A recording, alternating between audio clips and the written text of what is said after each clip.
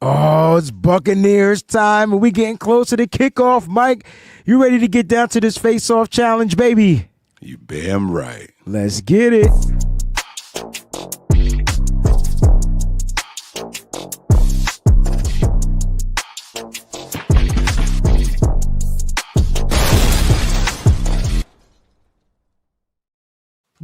Yeah, 49er faithful, what's going on? It's your boys, D-Wayne Breezy, my man Mike Andrews in the building. What's going on, Mike? It's Friday, baby. Yes, it is, man. We made it another day, man. We're happy to be here, ready to rock and roll, man. Happy Friday to everybody out there. Happy Friday to everybody out there watching. Shout out to everybody. We got 49ers underscore throwback first in the building. Can I get the bomb? Boom! Thanks for tuning in, faithful. Make sure to smash that like button and subscribe. Happy Friday. Happy Veterans Day weekend, man. Make sure you show some love to the veterans out there that, fought and served and those that went on for this country. You know what I'm saying, Mike? This is it's a sad but celebratory weekend, right? Like, we want to make sure we give those their space, but we want to also lift them up, right? Absolutely, man. This is going to be one. Hopefully, it's a good weekend, man. Saluting the veterans and all that stuff is pretty cool, man.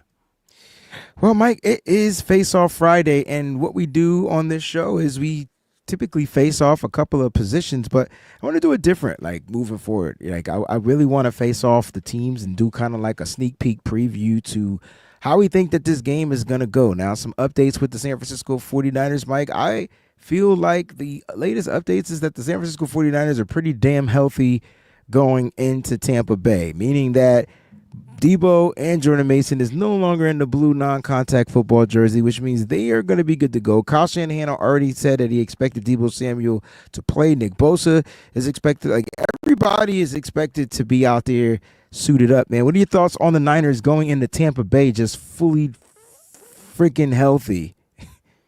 It's so, like, unusual for us this year that I'm almost afraid to get excited about it. But it's a good thing. It's a really, really good thing, right? Like, let's get healthy. Let's get back out there. Let's get active. And these are the things that we were talking about early on in the season, right? When the season first started, we came on the show and we told people, like, hey, we're going to be a very dangerous team when we get healthy. As the season goes on, the season progresses, and these 49er players return, they're going to be in midseason form during the postseason while everybody else is banged up and trying to just get through a game. So, yeah. I like it. I like that the San Francisco 49ers, it looks like Christian McCaffrey is good to go. Jordan Mason. Let me ask you this. What would be your running back order? I'm not talking about snaps. I'm just talking about as far as the depth chart in this game. Are you going, McCaffrey, Mason, the rookie, Isaac Guerendo, or are you going McCaffrey, Isaac Guerendo, Mason, or are you going Mason, Guerendo, McCaffrey? Like, what would be your running back depth chart order this week in Tampa Bay? It's interesting because two of the guys are coming off of injuries, right? So, yeah. I think, this is going to sound. I'll play some roster politics. First carry's got to go to Christian McCaffrey. He's got to be the starter. So he's your running back one. All right. So who's running back 2 and 3? Mason and Guerendo. All right. I like it. Now, do you think Kyle Shanahan is going to utilize his running back room to where there's a rotation of the carries? No, not at all. One guy's going to run until he can't run no more, and when he's winded, then it'll be the next guy. I don't think Kyle's putting together packages for individual players and skill sets and all that, although he did kind of allude to that when he was asked about having to adjust to certain players and their absences and all that stuff. But, yeah, I do think that it's going to be something that happens. So I don't think Kyle's the type of guy to say, all right, this guy's really good at X, Y, and Z, so we're going to do that for him. He doesn't do that for the depth pieces. Let me be clear what I'm saying. Starters all day.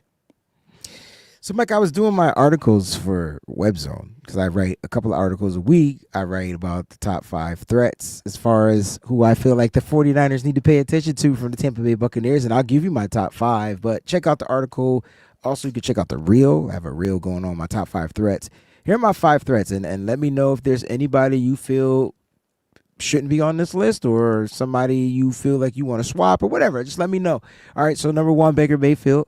offensively. I always kind of go 3 offensive players if I can, and then those two main pieces on the defense, even though there's 11-11. But Baker Mayfield, quarterback, their tight end, Cade Otton, their running backs, I put them all 3 together because they literally do use all 3 running backs. They use them all, right? So Bucky Irvin, the rookie's actually their leading rusher with over 400 yards, and then they go Rashad White, and then they go Sean Tucker, okay? And then that would be the offense. So defensively, I went Vita Vea up the middle, and then in the backfield, I didn't go Zion McCollum, the cornerback. I actually went with the safety because Brock struggles against certain safeties. He shouldn't struggle against Antoine Whitfield Jr., but we'll see what happens. So those are my top 5 threats. Any thoughts or agreements, disagreements? How you feeling? No, I like it, man. It's a pretty solid thing here. I like it as far as the opposing threats. It's interesting, the safety one. The safety, I think, is an interesting pick that you had, but I do definitely what makes what makes the safety interesting? Age. Is he old? He feels old. Maybe I'm thinking about a different Winfield. Maybe you think about his Winfield, dad? Ain't it? Yeah, this is Junior. Oh, shit. Didn't his dad play for the Vikings? Are you? Yes. Hold on, wait. Oh, man. Okay, so this is what I get for, Winfield Jr. There he is, bruh. He 26. I was just playing. He in his prime. I'm just playing. Go easy on this big dog. Oh, he's having a down year statistically, though. He is. No interceptions on the season. No PBUs on the season. He's graded low. But it only takes that one game to have an outlier. The olive jar. The olive jar. Remember Hardball talking about the turnovers will come? It's like an olive jar. You got to tap the bottom. Once one come out, it go. Oh, I don't remember that analogy. That's actually pretty cool. I've never ate olives before, so I never took them out the jar, but I do believe them. Okay. Like there, yeah, the olives in the jar, olives in the can, however you want to go about eating your olives. Olives, there's canned olives? There are canned olives. Are they softer than... No. Olives are naturally hard, right? Or is that the thing in the middle? Some olives have pits in the middle. Some olives don't. That red thing is a pit? No, the red thing is like a pepper. You're talking about the that's a specific type of olive. But some olives have seeds. We call it pits. Yeah, if you the olive isn't hard, but if you bite into one with a seed, your tooth is gone. Why do they make them? Well, because they grow like that. olives? Like some olives grow like that. I think all olives grow with the seed and then they pit them out. I think. Do you pit them? I don't know. You like olives? I do like olives. You eat olive oil? Where it comes from? That's different. I mean, where baby oil come from? Don't sit there. No, with the oil. Nah, dog. Olive oil comes from the extract of olives. Baby oil comes from shit people make. That's not what we're talking about. And I get that. So here's my thing though, like Miss Sin said you got. Hey, Miss Sin, you had a question earlier on Ryan's show. Can you re-ask the question? Because I can't. It's not my show to answer those questions. So I am not going to the game in Tampa if that's the question that she's asking. Nah, but she is asking. Nope, won't be at this game. Actually, Sin and her family have actually been in my prayers too, by the way. I probably won't, the way my bank account is set up, I might not go to any games until Nah, come on. We're taking a road trip to Buffalo. I'll pick you up. I don't know if Let's just drive out there and tailgate, bro. Nah. Let's tailgate, get an Airbnb. Right, listen, we each spend $100 on a night Airbnb. I may get some offers to where I can make some racks. If I'm making racks, I'm not spending racks. That shit don't make sense to me. Fine. It just doesn't make sense. I'm gonna be mad all you want. Fine. Fine. Okay. I don't know. I'm undecided. Anyway, this was the question. It was a fantasy question. I want to hang out with you anyway. Well, we can hang out any other time. No, we can't. No, now it's over. I took my offer back. It's over now. Say less. All right. Here's the fantasy question, Mike. Maybe you have the answer. Should I play the Chiefs or the Niners defense? Actually, I'm mad she has both. Drop one so then you don't have to make this decision ever again. You should just drop the Chiefs defense since the Niners had their bye and just rock with the Niners for the remainder of the season. Chiefs still had, yeah. You don't need two defenses. Okay. To his point, cool. You don't need two defense. If you're going to drop one, drop the Niners. Chiefs defense has been more consistent all year long. Not in scoring. You talk about in real life. Now we talking scoring. So it's a little different. Chiefs defense give up tons of points. So you're going to score low.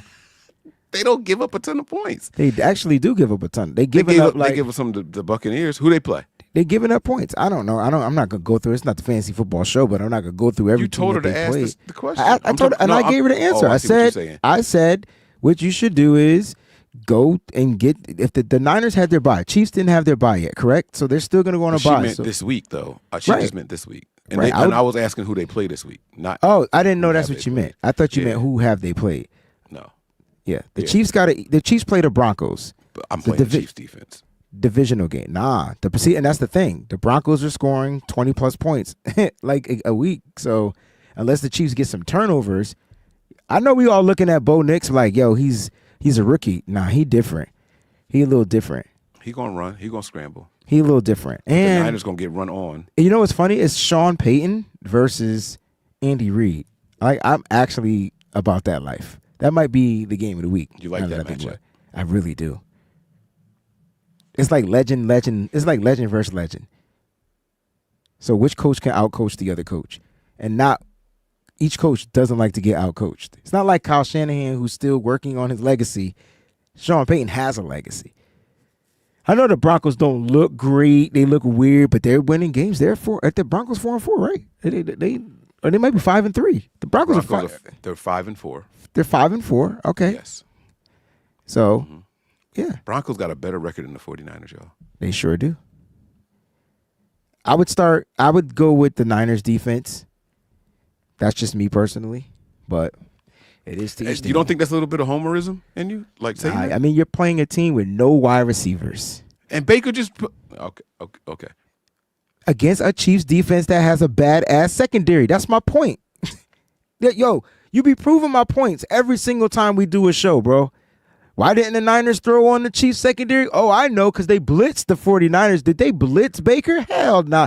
They didn't play Baker halfway near as aggressive as they played Brock Purdy.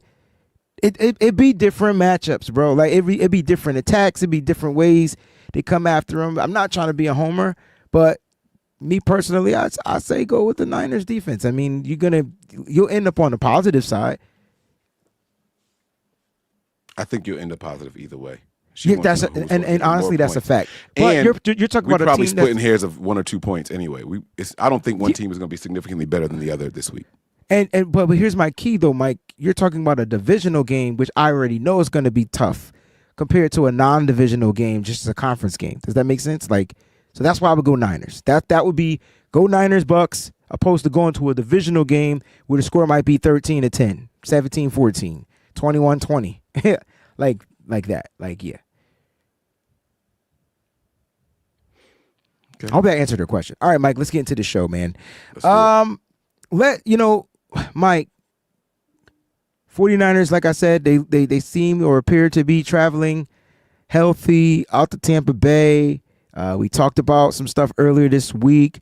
You got the 49ers with the travel, the time start. You said none of that should really affect them. They're coming off of a 14-day rest bye week or whatever.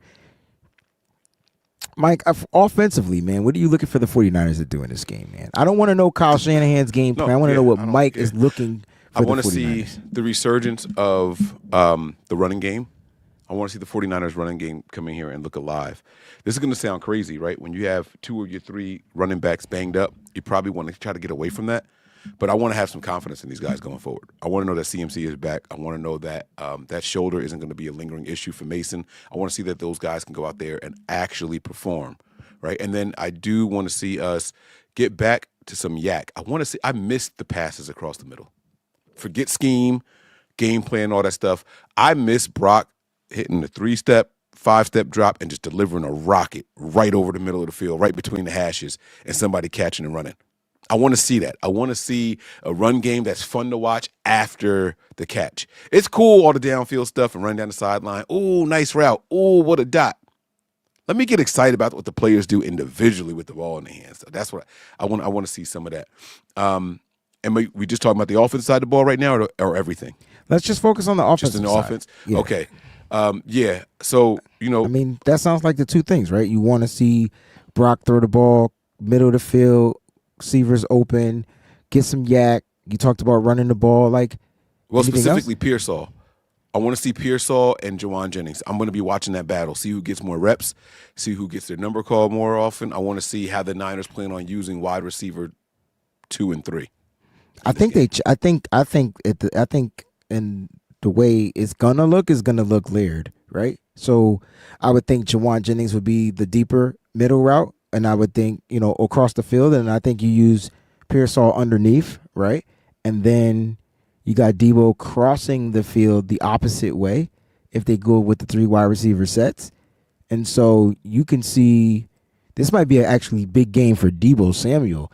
And then you can't forget about George Kittle. Like, you know what I mean? So, like, that's another middle of the field type of a dude where he's running the route across the middle. So, just to go with the passing game, one of my keys to victory, Mike, was, make the right passes, make the right reads. Why? Because Tampa Bay's secondary is vulnerable. They're 30th, Mike, against the pass. Mm-hmm. What does that mean to you? It means that we're going to run the ball. Okay. You told me don't get in the scheme, but does Kyle ever this is attack? not about, he does. He attacked depending on what Brock is seeing out there on the football field. We've seen Brock tear up the middle of the field when teams are bad. We've seen Kyle Shanahan pick on linebackers. That's the position he usually go after. They don't have great coverage linebackers. So does that consider being in the middle of the field? I'm just curious. I'm just asking. Right. I mean, yes, he does go after linebackers and all that. But you said secondary, I thought you said. Because if we forcing them to play in the coverage, they're gonna be playing pass. So got you. Okay, that's what you're saying. Yeah, I do. That would be Kyle dictating what they do. You told me you wanted Kyle to come out, right? Hit the dun dun dun. I ain't want to push it on your broadcast. I'm just saying, like you told me you wanted Kyle to come out and dictate. Yeah. Yes, I want Kyle dictator, not Kyle reactor. Yes. Let's put them in position. Yes. So I'm just telling you, like, there's holes in the secondary. There's holes in pass coverage. So however you want to look at it, I mean, Kyle could come out there. You said no scheme. We want there's gonna be scheme. Like there's gonna be scheme. I think this would be a nice little underneath game because now you're trying to force these secondary guys, the Antoine Winfields, juniors, the McCollums. I made sure I said that junior, right? I should have said the second. But my point is force those guys to come down, like, right, and try to make a tackle. And if Debo or anybody underneath has that breakaway speed, boom, boom, boom, it's a wrap. Let's talk about the run game. You mentioned the run game. What did you say about the run game again? Well, I just said I wanted to see some confidence in the backs. You know what I'm saying? Like, I want to know that Christian McCaffrey isn't going to hesitate. I want to know that Jordan Mason is over the shoulder injury, right? It's less about Garindo and more about the 2 guys that we're getting back. That's what I want to see. I want to see those guys go out there and be confident in their ability. I want to see those guys be eager, right? I'd rather see them on the sideline making a case to get back in than them making a play and then running to the sideline for a breather. All right.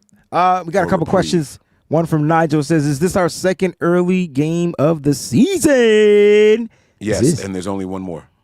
It's our second 1 p.m. start. And what's the last 1 p.m. start? Buffalo, I believe. No, Buffalo's a night game. The Sunday night. Hold on. It's you might be talking we play is it Miami? Nope, that's a 4 p.m. game. Hold up. I know that there was one more. Here we go. Oh. This might be the last one. Yeah. This is the last one. Will you look at that? Yeah. So the only other one was against the Vikings, and we lost. That's why I asked Mike earlier this week. You go check out one of the old other episodes. I asked him, "Is he worried about that 1 p.m. start?" The Niners traveling to the East Coast. He talked about they had hella rest. So you know what's funny, Mike? They're still practicing today, if I'm not mistaken. I don't even think they left yet. They probably won't leave till tonight, and then they'll just have the 1 day there and get acclimated to the time zone, and then go full throttle early on Sunday morning. Not prepared. It's all coaching's fault. I don't care. So because you're saying that the coach should have brought them there 3 days earlier. I'm not telling him what he should have done. He should have had his team prepared. You coming off a bye week. 1 o'clock cannot be an excuse. Gotcha. Period. And no matter how you try, you want to get there early. You want to not go until the day before. Make them tired and sleep late so they can whatever it is that you want to do. No excuse. All right. So let me ask you this question. This is my theory with the what do you call that? Jet lag. Okay. I don't get jet lag unless I'm in a place for a long period of time. So if I land across country, I'm still fresh on my clock. Like I'm still on my clock. Like you know what I'm saying? Now if I spend a few so basically I'm saying if I get across country today and the game is on 2 days the next day or whatever, I'm good. But if the game is like 4 days from now, I'm gonna get accustomed to the West Coast time, and now my body gonna feel different. Do you think that might be something that Kyle Shanahan is like? I don't want my players to get accustomed to the time zone change, because usually we see the Niners usually start the season off on the road, and it'd be like this little 2-game East Coast trip before they travel back home.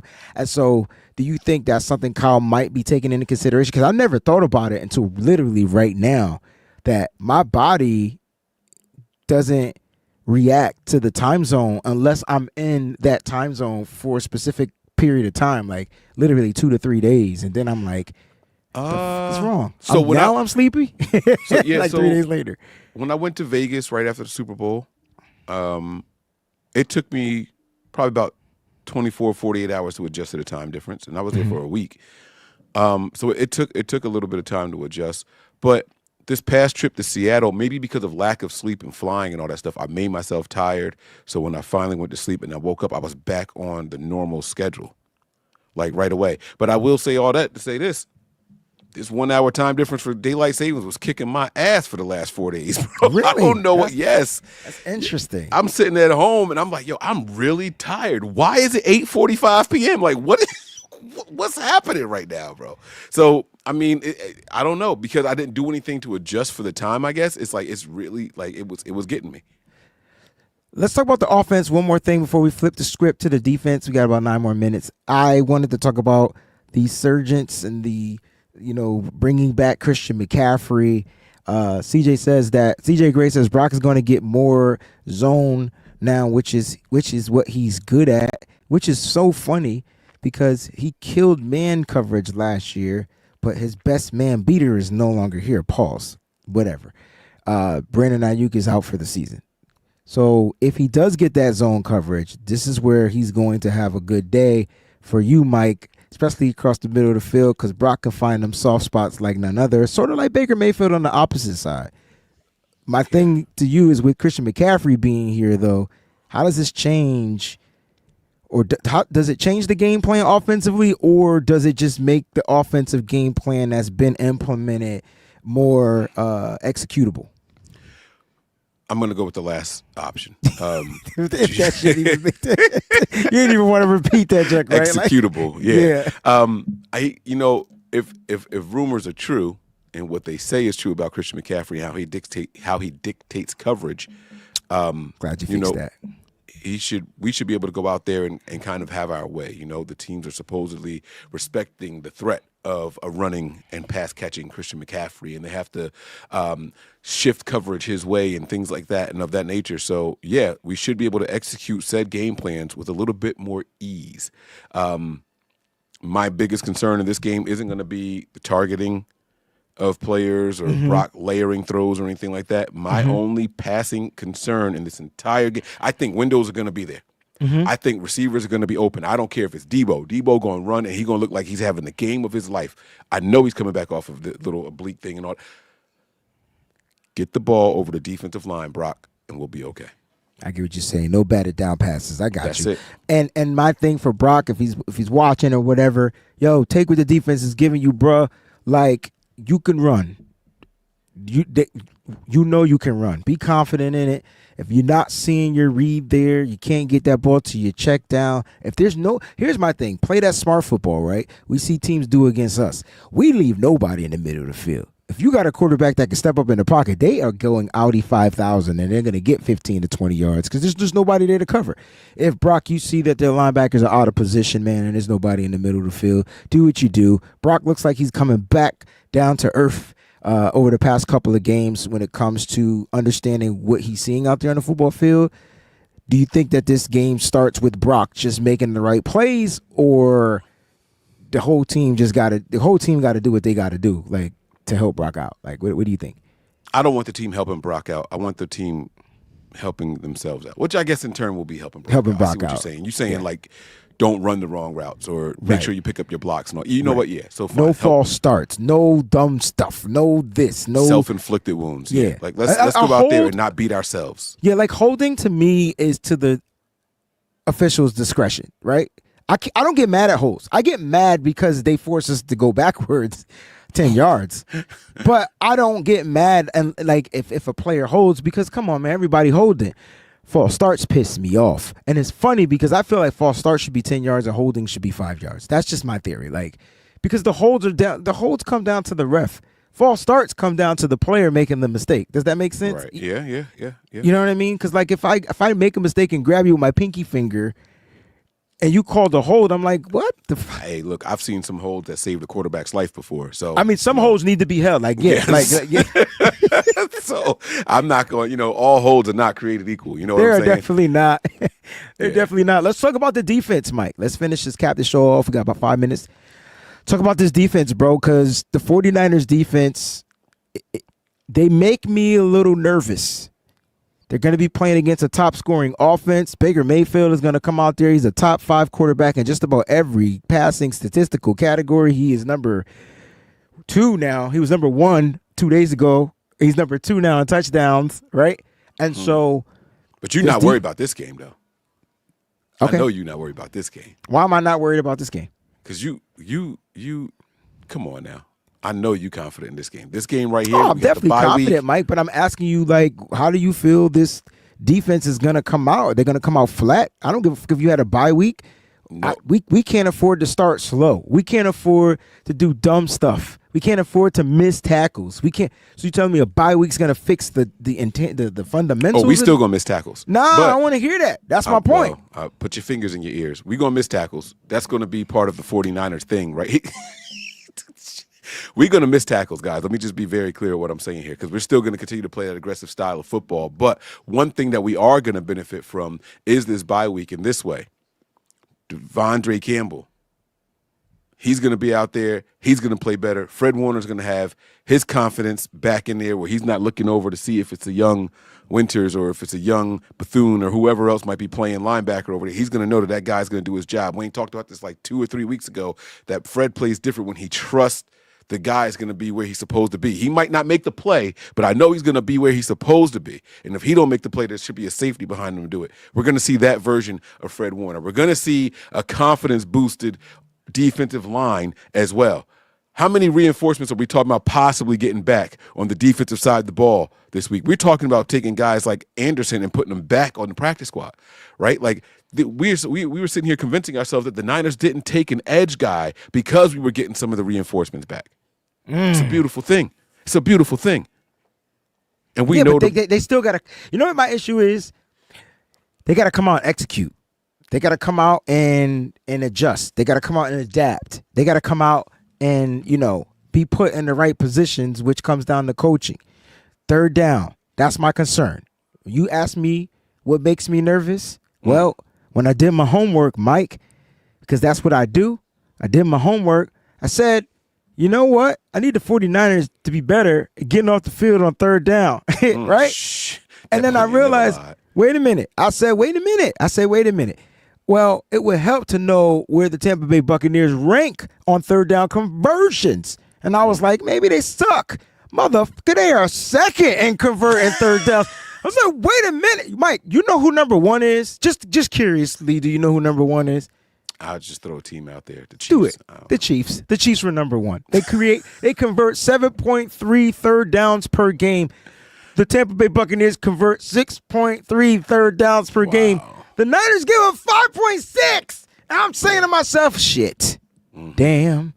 Motherfucker. I don't know if you know that D'Angelo song, but that was one of my favorites. Oh, my bad. That bass line and the Rhodes doing the same line and the guitar. Yeah, come on, man. Anyway, I'm just like. Now I'm about to go put on Brown Sugar album, man. That's my joint. Classic. Classic. It's an R&B day for your boy Breezy. Start to finish, too, man. Wow. Classic. So that got. It's funny because I'm gassed up. I'm eared up. And the defense, you know what, Mike, to take that back, the defense never starts off flat. They have not started off flat one game. Nope. The defense can't finish. Because the offense started letting them down. First psychology I think here? the offense doesn't let us down anymore because CMC is back and that defense looks and stays fresh all game long. Walking down 21st Street, funky sneakers on my feet. I can't even get ill. I'm trying to get ill. Boop, boop, boop, boop, boop. I got mad songs in my head, bro. Listen. CMC is back. Y'all have no idea what this is going to mean for the 49ers offense and the defense, because now the defense can play like they asses is lit on fire. I think the defense, Mike, was scared to make mistakes because they knew they couldn't mess up. Right. Yeah. But they knew they couldn't mess up because if they messed up, they're like, damn, our offense isn't. Go ahead, get it off. And you know what else with all these reinforcements coming back? You know what we forgot to talk about? No. Special teamers going back to play special teams. Yeah, because now the special teams gets the upgrade. Ding-a-ding-a-ling-a-ling-a-ling. Yes. The special teams gets the upgrade because now George Odom is back where he belongs. Sound the alarm. I think I got an alarm. Let's go. Listen. So now I'm no longer worried, but I still concerned about third down. I got mad excited, but third down scares me. I don't know what it is. It's Nick Sorensen on third down, switches to man defense, and the Niners get roasted. Likes to go prevent, or at least to look prevent. It might not even be prevent, but he looked like he'd be preventing the prevention of third down conversions. He just run the guys back. It'd be 3rd and 2, and the corner is 7 yards off the line of scrimmage, backpedaling when they snap the ball. Like, what do you do on the short side of the field, too? Like, just give them the first down. Like, what do? You know how quick that ball going to get there? If there's any coach I'd be wanting to go after, Mike, and you know I don't like going after the coaches because the player. My theory is the players got to execute. Players got to execute. Wayne be pissing me off saying that, y'all. But it'd be Nick. It'd be Nick, bro. It'd be Nick because you can't tell me Kyle put his players in position to make the play. Nick take his players out of position to not give up a big play, and then they give up the big play. Because they playing prevent. Tackles. Yep. If you had some more time, I had a fun off-topic question to ask. But all right, go ahead. We can end the show with that. But and then we'll end the show with Christy Marie's comment. Okay, real quick. If you ordered food, like as a group, and you give your order to somebody, and you walk away, and they come back, and your order is doubled, are you paying for what you ordered or what they ordered you? I'm paying for what I. Wait. I'll tell you exactly what happened. Okay. They were ordering Chinese food today, and I said I wanted shrimp and chicken mei fun. You know what mei fun is? Like the real thin noodles. Okay. They put chicken and shrimp together in one container. The guy came to me and gave me 2 containers, one of chicken and one of shrimp, and was like, so it's $23. Okay. So you got more. You got more of what you ordered. It's not like it was. I ordered one container with both chicken and shrimp. So you mad that you had to pay more money for more food? I didn't say I was mad. I was just asking what you would do. Well, I mean, I have no choice but to pay. So I have to pay for the food that was ordered, right? Okay. And then I heard that too. Whoever did the order, I'm coming for that ass. Okay, there you go. All right, now Christy's comment, and then we can go. Does that make sense? Yes, absolutely. So whoever placed the order, you owe me $23.50, the whole order. All right, Christy says, hope y'all have a great Veterans Day weekend, and thank you to all who has served. Happy Veterans Day weekend. Niners, let's get this dub. Mike, close us out. I got to get on the highway because the traffic is packed. Safe travels out there, man. We are live all the time, kicking it with the fam, bro. That's Breezy. I'm Mike, and this is The BAM Show. I tried to do that the same